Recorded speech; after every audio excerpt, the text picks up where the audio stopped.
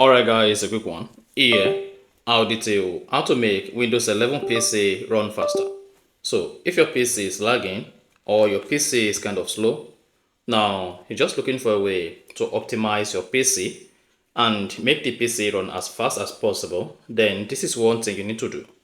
So if at the end of this you found this often informative, please don't forget to like and then subscribe. Now, to make PC faster, all you need to do is go ahead and click on the start button.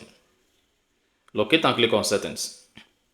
Now, on your Windows 11, once the settings opens, go ahead and click on system.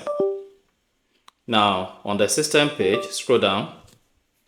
Just scroll down to the bottom until you get to about, and then select it. Once you selected about, scroll down the about page, locate and click on advanced system settings. Then you should see this pop. On the pop, click on settings under performance. Once you click on that, then under visual effect, locate and check adjust for best performance. After that, click on apply.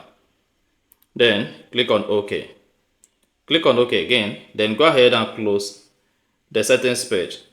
You can now go ahead and enjoy your PC in a better performance, and this is going to help you to improve your PC performance and also make the PC run faster. So if you found this offer informative, please don't forget to like and then subscribe.